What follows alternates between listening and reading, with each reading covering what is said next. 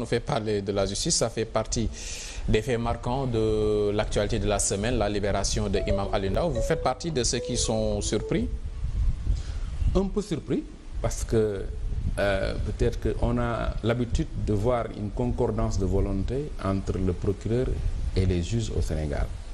En général, surtout pour des procès aussi sensibles, en général, il y a toujours une concordance de volonté entre le parquet et les juges en général. C'est ce qui fait d'ailleurs dire à beaucoup de gens qu'au Sénégal, la justice n'est pas libre, n'est pas indépendante. Mais avec ce qui vient de se passer avec l'imam Ndao, cela peut nous amener à encore dire qu'il y a encore des magistrats respectables et respectés. Parce que malgré la volonté du procureur qui demandait 20 ans, 30 ans même. Hein. Oui, le juge a finalement décidé de libérer l'imam Ndao avec un sursis d'1 mois. Mais ça pose aussi d'autres problèmes. Ça pose, parce que quand même, retenir quelqu'un dans les liens de la détention pendant 30 mois, ensuite le libérer, c'est vraiment très préjudiciable pour sa personne, pour son intégrité et tout, sa réputation et tout. Donc, je pense que on doit réformer notre système judiciaire par rapport à cette question. Il faudrait qu'au moment de l'instruction, qu'on essaie d'avoir une réforme comme la France l'a faite. Par exemple, d'avoir, en sus du procureur et du juge d'instruction, d'avoir un juge des libertés et de la détention. Ça serait un contre-pouvoir, pouvoir par rapport au pouvoir exorbitant du procureur et également à la solitude du juge d'instruction. Aujourd'hui, si on avait un juge des libertés et de la détention, peut-être que l'imam Ndao ne serait pas retenu pendant 30 mois pour être libéré par la suite. Bon, l'autre lecture que je fais de l'histoire de l'imam Ndao, c'est également le désespoir de la jeunesse africaine en général. Parce qu'au-delà du cas imam Ndao, il y a d'autres jeunes, des bacheliers, des masters 2, etc., qui sont dans le mouvement. Alors, pourquoi? Parce qu'on leur promet monts et merveilles par rapport au djihadisme. Ce qui veut dire que donc il y a problème à ce niveau. Et donc, ça interpelle encore les autorités africaines à se dire que nos jeunesses, la jeunesse africaine, mérite encore plus d'attention pour ne pas verser dans des dérives comme celle du terrorisme et celle donc menant vers des émigrations très risquées. La justice. Mais si on pose la question de la sorte, oui, profiter de cette libération inattendue de l'imam pour dire que ouais, pourtant notre justice fonctionne, ça sous-entend qu'il y a malaise quand même quand on parle de cette justice sénégalaise. Non, mais tout le monde reconnaît quand même que la justice fonctionne. Mais comment ça fonctionne? C'est la façon dont la justice fonctionne qui pose problème. Aujourd'hui, on a une justice, ça c'est indéniable. Mais ce qui manque à cette justice, c'est encore plus d'indépendance. Par exemple, aujourd'hui, il serait temps quand même qu'on en arrive à ce que le parquet donne autant d'instructions, disons, au procureur, par exemple. Aujourd'hui, par exemple, ce qui s'est passé avec l'affaire Khalifa Sall, tout le monde sait que c'est des instructions venant de l'État, n'est-ce pas? Alors, donc on a une justice, mais on peut améliorer notre système. J'ai parlé tantôt des juges des libertés et de la détention parce que facilement au Sénégal, on amène les gens en prison. Alors que ça doit être l'exception. On doit mettre en avant toujours la présomption d'innocence. Mais au Sénégal, qu'est-ce qu'on constate? Il est facile d'amener quelqu'un en prison et de le maintenir dans les lieux de la détention. Ça, c'est un aspect. Séparation des pouvoirs, juste l'autre aspect, oui. L'autre aspect, c'est qu'aujourd'hui, pour donner encore plus d'autonomie et d'indépendance à notre justice, il est temps que le Conseil supérieur de la magistrature cesse d'être présidé par le président de la République. Il a promis de rectifier ça. Oui, mais ça, il est temps encore. Je crois qu'il y a des actes forts que l'État peut poser allant dans le sens de restaurer la confiance des citoyens vis-à-vis de notre système judiciaire. Oui, séparation des pouvoirs, indépendance de la justice, ce sont les mots-clés jusque-là. Ça veut dire quoi? Sans vouloir retourner en arrière, ça remet sur la table la réforme de nos institutions, la fameuse commission nationale de réforme de nos institutions. Vous faisiez partie des acteurs de ces réformes. Aujourd'hui, avec le recul, on peut parler d'échec, non? Même si on ne parle pas d'échec, en tout cas, nous sommes restés à notre fin. parce que, par exemple, on n'a même pas pu réaliser 10% des propositions faites par le Conseil national de réforme des institutions. Ce qui est dommage, alors que c'est une commission qui a mobilisé énormément de ressources, non seulement des ressources financières, mais des ressources humaines. Je me rappelle les consultations citoyennes qu'on faisait pour recueillir le ressenti des citoyens par rapport à quel type de gouvernance ils souhaiteraient avoir. Donc on a investi de l'argent, on a investi des moyens humains, mais in fine, on n'a pas eu de résultats satisfaisants. Donc c'est déplorable. Je crois que voilà, et c'est pas la seule commission qui a été mise en place qui n'a pas donné de résultats. Jusqu'ici, par exemple, la commission de réforme foncière n'a pas encore donné de résultats. Je crois qu'il faudrait que quand on met en place des commissions, que les conclusions de ces commissions puissent être appliquées.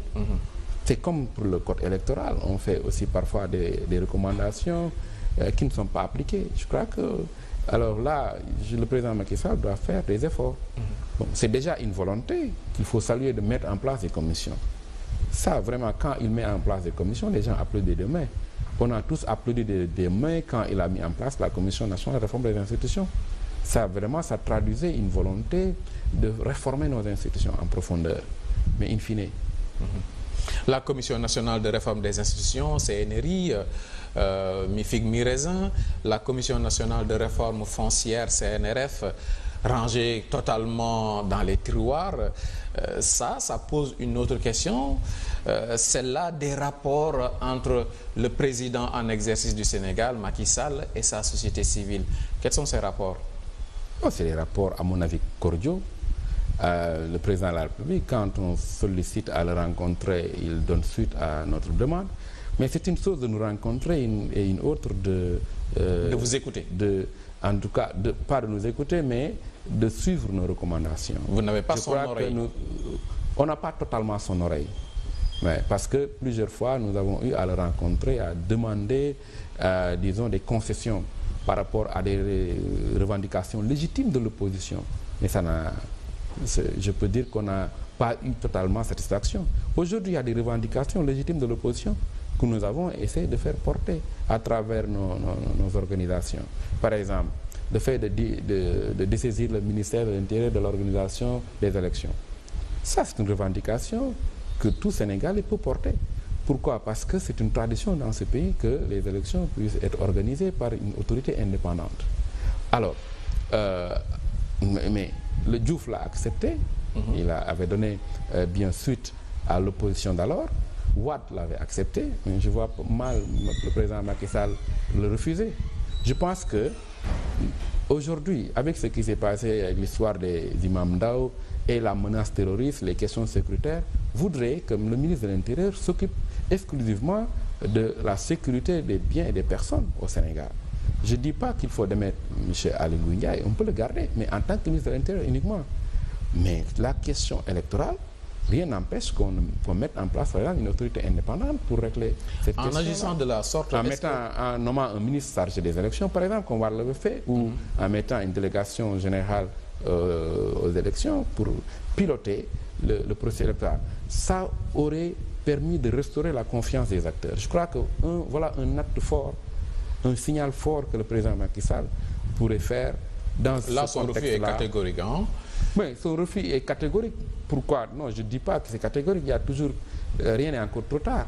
On se souvient qu'en 2012, c'est à quelques mois seulement des élections que Wade avait finalement accédé à la requête de l'opposition. Donc, ce n'est pas encore trop tard. Il peut peut-être aujourd'hui refuser cela, mais s'il a encore l'oreille de bons conseillers, je pense que ça... Parce qu'au Sénégal, ce n'est pas un problème de système. Le système est fiable, quoi qu'on dise. On a un système fiable.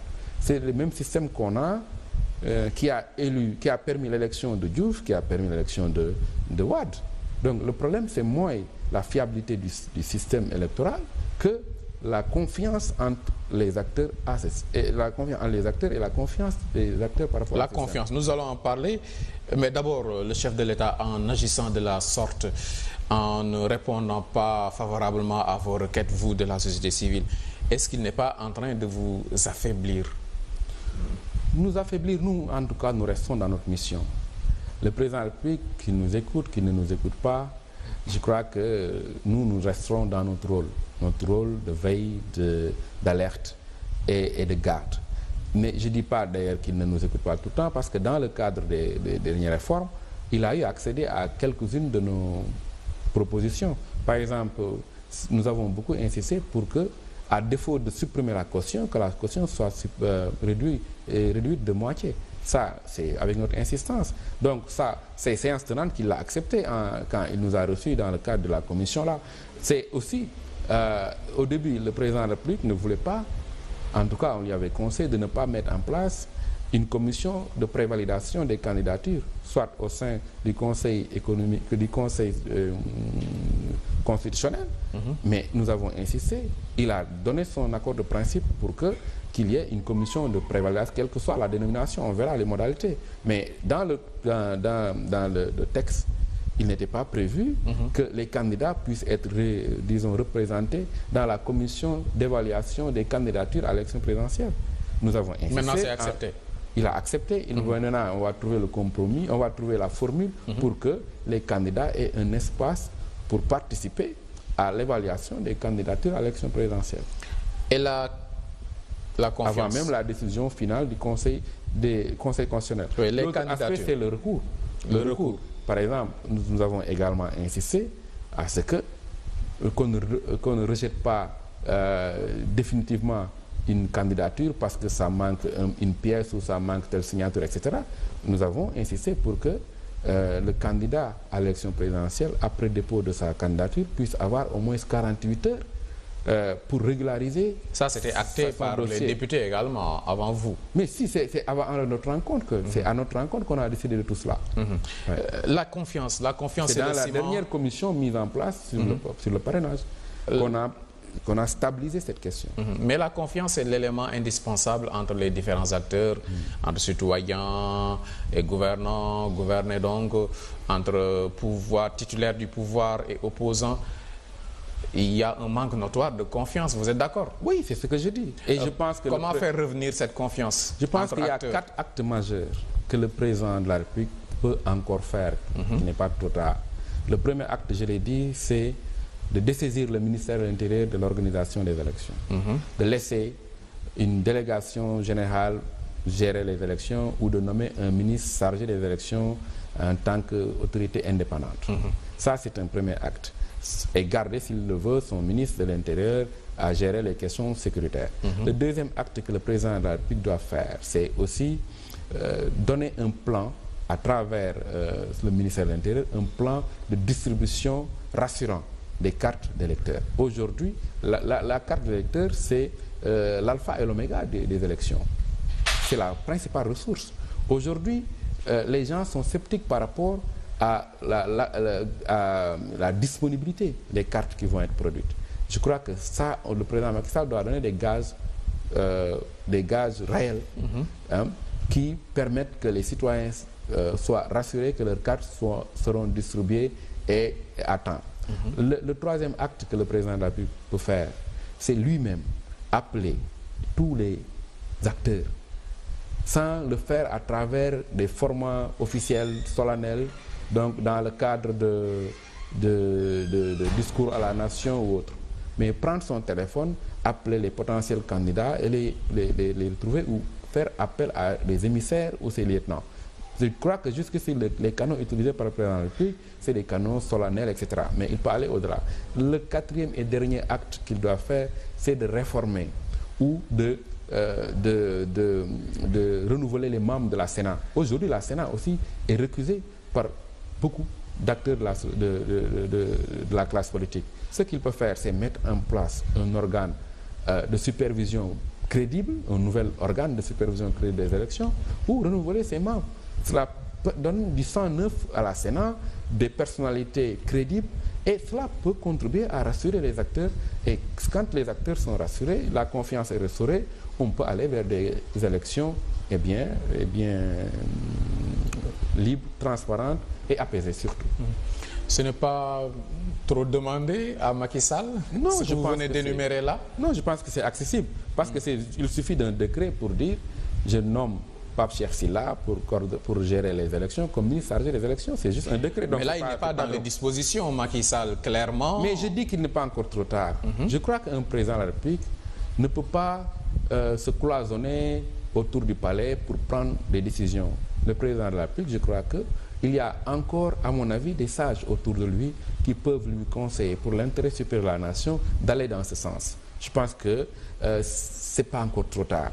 Si Macky Sall est véritablement animé d'une volonté d'organiser des élections libres et transparentes, il doit, selon vous, accéder à ces requêtes. Je pense que ces 4 requêtes sont légitimes, demandées par l'opposition. Je crois que c'est légitime. Je crois qu'aujourd'hui... Et c'est pas exagéré. C'est pas exagéré, parce que ses prédécesseurs l'ont fait. C'est pas exagéré de saisir le ministre de l'Intérieur de l'organisation des élections. Et de revoir la Sénat. En tout cas, les personnes qui l'incarnent. De renouveler les membres de la Sénat avec de nouvelles personnalités crédibles qui inspirent confiance. Je dis encore une fois que la Sénat a jusqu'ici joué un rôle très important depuis sa mise en place jusqu'ici. C'est ces 2 dernières années qu'on a senti la Sénat rester amorphe, moins proactive, moins réactive. C'est pour dire que c'est une question d'homme. Parce que le dispositif actuel qu'incarne la Sénat, c'est un bon dispositif. On a une bonne Sénat, un bon dispositif de supervision des élections.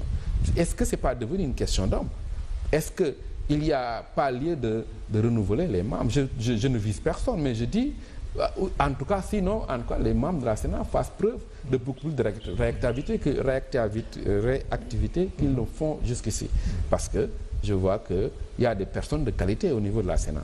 Je ne comprends pas que ces dernières années, que la Sénat soit attentiste à tout, même pour inviter les acteurs sur la nécessité de revoir le code par rapport à l'exigence de prendre les 47 listes. La Sénat a attendu que la société civile fasse une simulation, n'est-ce pas, et que le président les appelle à réagir pour qu'ils le fassent. Je crois que c'est ça. Pour vous, c'est hors de question de répéter les erreurs qu'on a constatées lors des législatives. On a la chance d'avoir eu des législatives et de pouvoir tirer des enseignements de ces législatives. Et voilà les enseignements qu'il faut tirer de ces législatives-là. La pénurie de cartes d'électeurs, ça pose problème.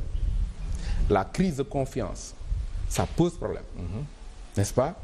Et les élections présidentielles ont plus d'enjeux que les élections législatives, encore plus d'enjeux que les élections locales. Donc, beaucoup de pays ont sombré, pas parce qu'il y avait des élections législatives ou locales, mais à cause d'élections présidentielles qui comportent beaucoup plus d'enjeux. Je crois qu'il est temps aujourd'hui, dans ce pays, qu'on puisse dépasser les questions de révision constitutionnelle, qu'on puisse dépasser les questions de révision de code électoral. Le débat aujourd'hui dans ce pays devrait porter sur les questions de développement. Le débat à la veille d'élection devrait porter sur des programmes, des projets de société. Mais aujourd'hui, les véritables débats sont noyés dans des débats de forme. C'est la question des révisions constitutionnelles liées aux électorales, la question de la définition des règles du jeu électoral. Or, un pays qui se veut un pays en émergence devrait davantage s'attarder sur les questions de développement. On a vu, par exemple, le Rwanda, entre 1994 et aujourd'hui. Le Rwanda, en 1994, il y avait plus de 1 million de morts à Kigali. Mais ils ont fait preuve de courage, de volonté politique. Mais ça nécessite un leadership politique fort, un leadership managérial très fort. Je crois que dans ce pays-là, on ne travaille pas beaucoup. On devrait faire travailler les Sénégalais. Les politiciens, les acteurs politiques nous tiennent beaucoup en otage. Je crois que les acteurs politiques doivent faire preuve de dépassement. Et bon, je vois qu'il y a les néo-opposants, par exemple, de la trempe de Sonko et autres, qui posent des débats très intéressants. Je crois que c'est ça qu'il faut comme acteurs. Des gens qui nous posent pas seulement des doléances par rapport aux règles du jeu. C'est important. Je ne dis pas que ce n'est pas important. Mais ça aussi, il va de la responsabilité de l'État de stabiliser. Surtout de l'État. De stabiliser les questions. Si on parle des modalités. Oui, je crois qu'il y va de la responsabilité de l'État de stabiliser ces questions de règles du jeu électoral une bonne fois pour toutes. Il y a urgence. Mais à chaque fois qu'on va vers des élections, on met en place des commissions, on révise le code électoral. Mais quand est-ce qu'on va travailler? Entre 2012 à maintenant, on a fait plus de 7 élections. Quand est-ce qu'on va travailler? On a fait la présidentielle, les législatives, on a fait le référendum, c'est on a important fait également le les Haut élections. Conseil. Mais pourquoi ne pas les regrouper et les faire? Mais chaque année, on fait des élections pratiquement, et chaque année, les gens, au lieu de travailler, passent leur temps à discuter de règles du jeu électoral. Non, des élections régulières, c'est important. Oui, c'est pourquoi je crois, on a mis des clauses d'éternité. C'est l'articulation. Oui, je dis, on a mis des clauses d'éternité dans notre constitution concernant des points très intéressants.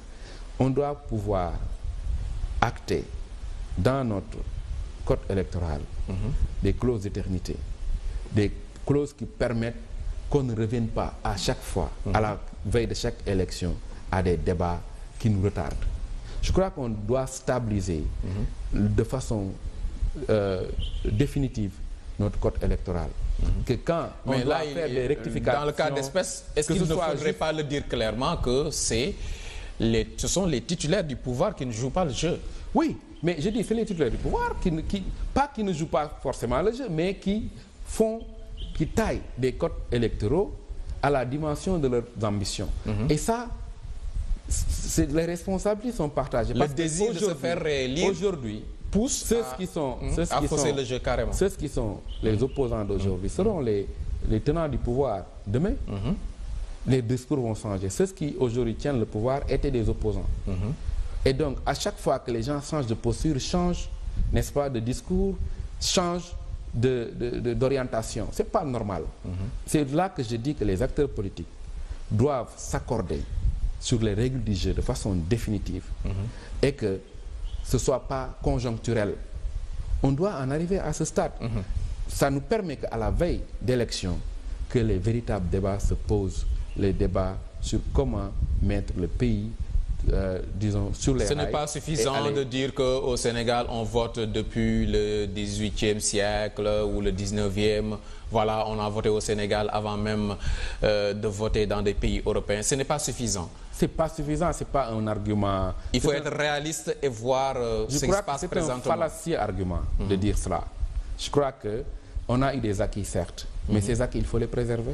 Il faut les préserver. C'est pas en tripatouillant à chaque fois, n'est-ce pas, c'est, disons, les règles du jeu électoral qu'on va préserver ces acquis. Au contraire, le pays peut sombrer d'un moment à l'autre. Ok, nous allons parler de ces acquis et des modalités d'aller à cette présidentielle dans la seconde partie.